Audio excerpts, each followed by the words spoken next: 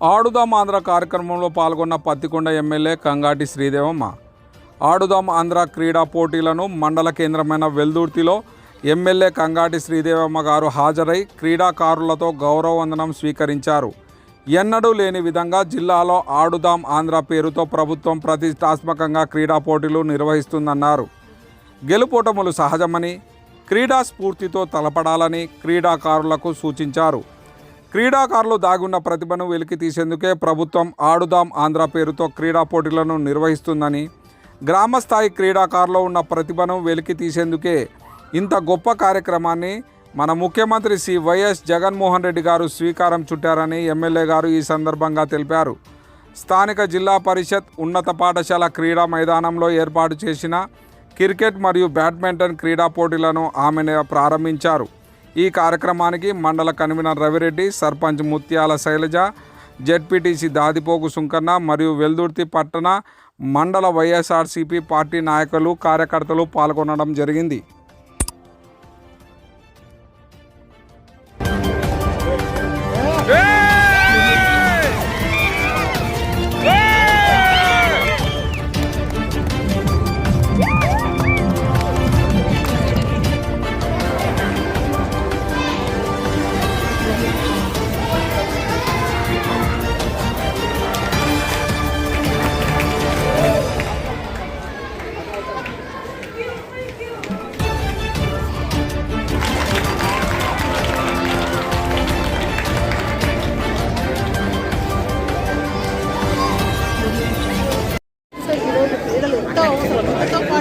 క్రీడలు అవసరం అని చెప్పేసి ముఖ్యమంత్రి జగన్మోహన్ రెడ్డి గారు విధంగా చేపట్టడం ఆంధ్రరాష్ట్ర ప్రజల మరి ఎంతో అదృష్టం చేస్తున్నారని చెప్పేసి తెలియజేస్తున్నాను. కాబట్టి అందరూ కూడా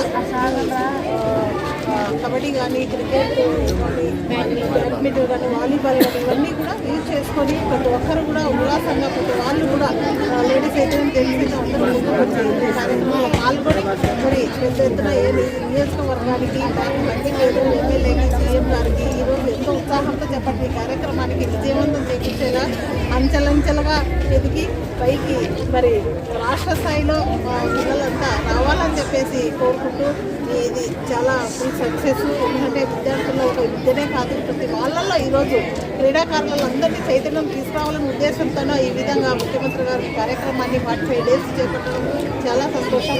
అవన్నీ ఈ కార్యక్రమంలో అందరూ పాల్గొని విజయవంతం చేకూర్చి ఈ